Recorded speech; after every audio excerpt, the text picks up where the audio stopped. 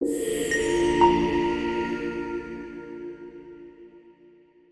you so much. So my first slide here, I will talk about severe and very severe ME patients in Norway based on an open internet-based survey. So next slide.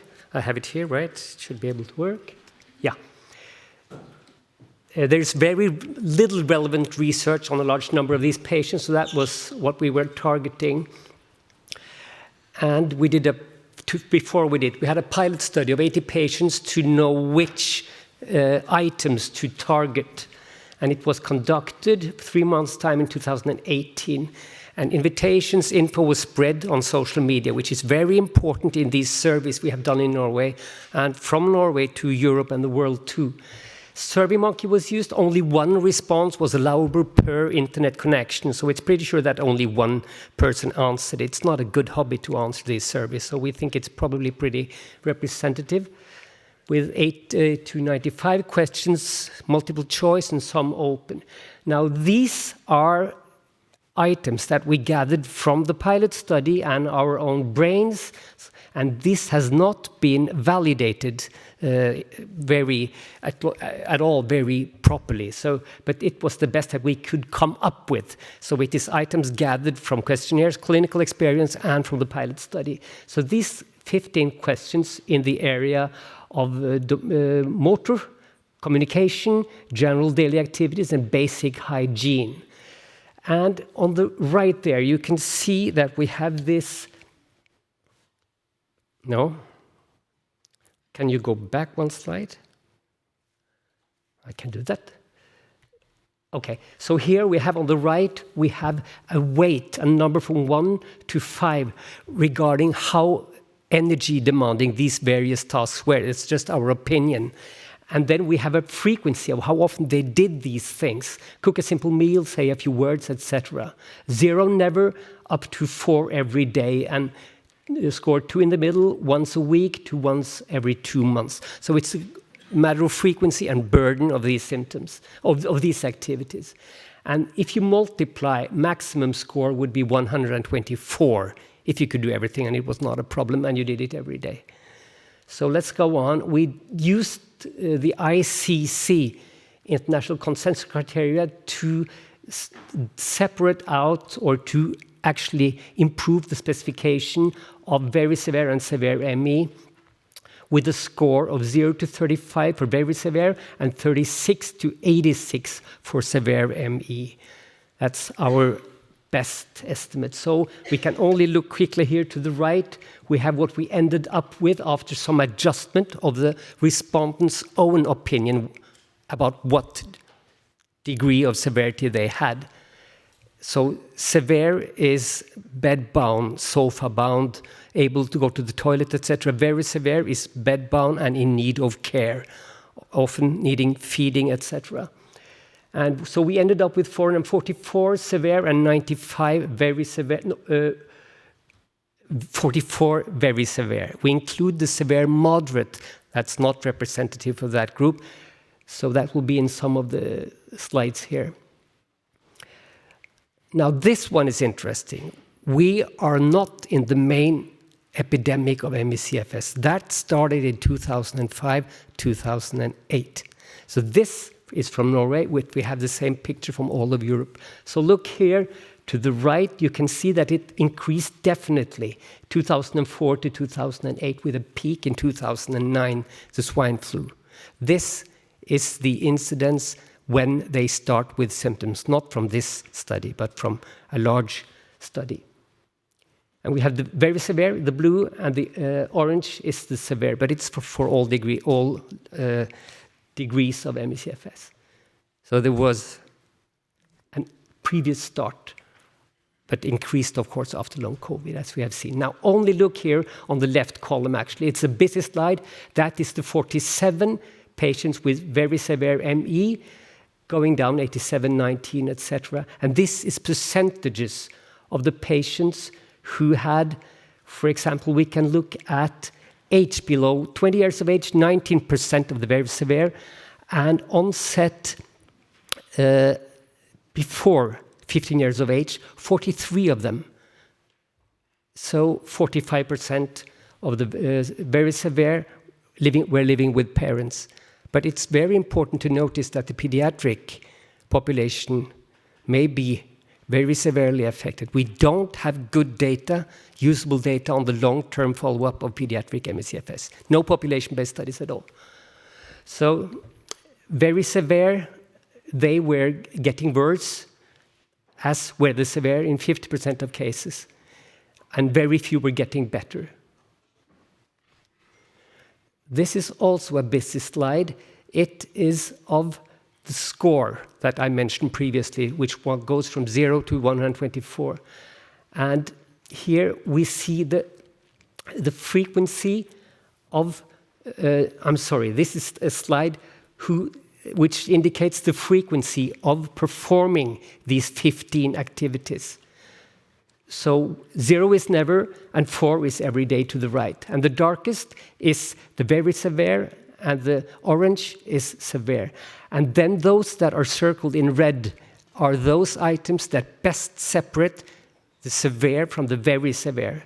So having a shower or getting up and getting dressed very efficiently separates severe from very severe. So pretty good is using the toilet and eating without help. This is another score, the sensory stimuli score, and we will not go into details. It only indicates that sunlight is very efficient in separating very severe from severe, tolerating sunlight. Also tolerating speech and sounds, as you can see with the orange one. And the most severe symptom was scored as fatigue, not surprising, muscle pain as the second most severe symptoms judged by the patients. Then brain fog, sleep disturbance, and sensory intolerance were following. 30% of the very severe ME patients were tube-fed, so 1/3 of the very severe. This is also not from this survey. This is from the paper from 2024 publishing the FunCap score, the FunCap questionnaire. And we have the average score on the y-axis, which goes from 0, not a problem, and to 6. 0, a very severe problem, not unable to do it, and 6, not a problem at all. And then we have very severe, severe, moderate, mild, and we have the control group on the top to the right. So this is the average score, plus minus 1 standard deviation on these 8 activity scales. So it just indicates that we see the very severe, they have very much PEM with the activities of that questionnaire, because everything below 2 or including 2 is PEM. They have PEM with these activities. So the carers' situation was very severe. 60% received help from health and social care systems, both in the severe and the very severe group. Many did not want that because they did not experience it as a help at all, but as something that increased the difficulties and increased the level of care.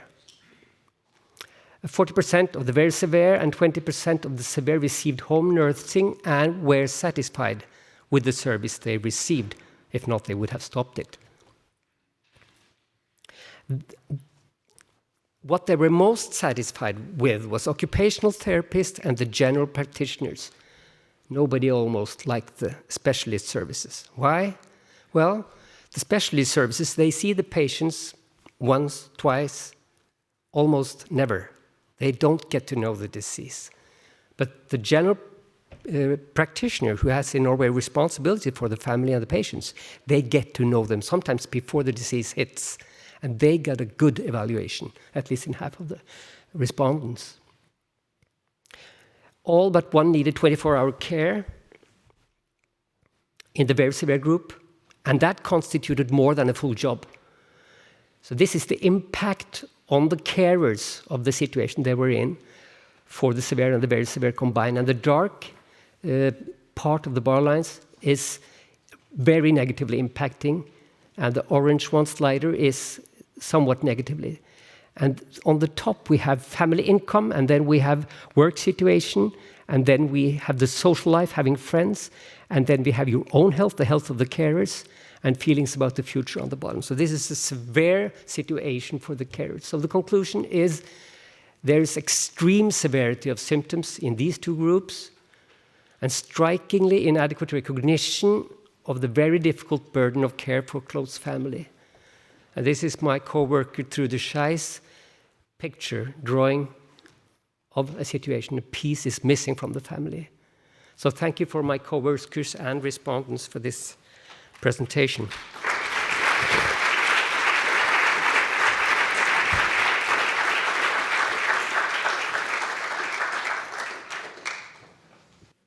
Thank you so much, Kristian.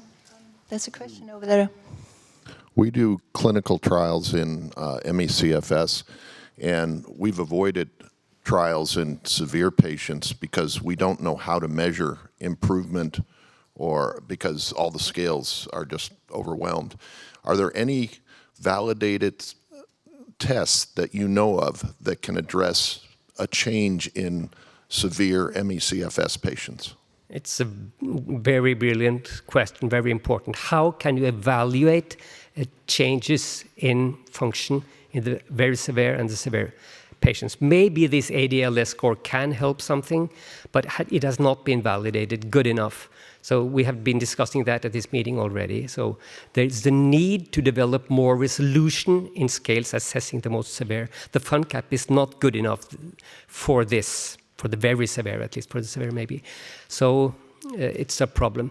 There are more groups working with the very severe and the severe. Of course, you should start there in a way, because there is the most severe group. Any other questions? Yes. No. Yeah, great data. I'm just wondering if you have any data on the disease trigger that could correlate with that, these years of disease. You said it in 2009 there was a peak in a number of cases. Yeah. Do you have any data that could support that is due to the influenza, or it was vaccination? I don't know it. How can you? Yeah, we have some support, of course, the general from clinical work that 80% is a post-infection trigger. The Trude has a comment there, but you need a microphone up there for Trude. My architect co-worker. When we did this survey, there was one thing that surprised us, and it was that among those with severe disease, the ones who had onset at a very young age was overrepresented. So it seems like it could be a risk factor for severe disease. So, but apart from that, with triggers, we've done that in another survey, and it's mostly infection. But the trigger didn't seem to have anything to do with severity. In other surveys we have done with up to 11,000 respondents. So it's the same picture we see in every clinical. So 80% seem to be after a recognizable infection starts in weeks, 1 to 3 weeks, and it doesn't get better. Other questions? Yeah. I'm originally a sport cardiologist, and when we look at the famous German soccer team winning the Brazil World Championship, 3 of them get fatigued afterwards, and these 3 had real problems to struggle back. We never found the virus, we never found it, but the question is, do we have evidence that psychological stress and damage-associated molecular patterns due to training stress have the same molecular basis and gives a very end disease, which is ME/CFS. So you were asking whether what kind of stress was trigger over time? Maybe other stresses. Maybe there's a virus. We don't know. Yes, the alternative. There might be also physical stress and psychological stress. World Championship was some stress. No indications of that. Yeah, we did not ask. Oh yes, we have asked in the surveys, but not in this survey of the trigger. But in other surveys, we have not found indications of that. Other questions? Can you just make a closing remark in general on the prognosis in childhood and adolescence? Where are you asking from? Pardon? Me. Oh. I couldn't see. My topic was the prognosis of children and adolescents in general. the prognosis of ME/CFS in childhood and adulthood? Yeah, 12 to 19 years of age is a top, definitely.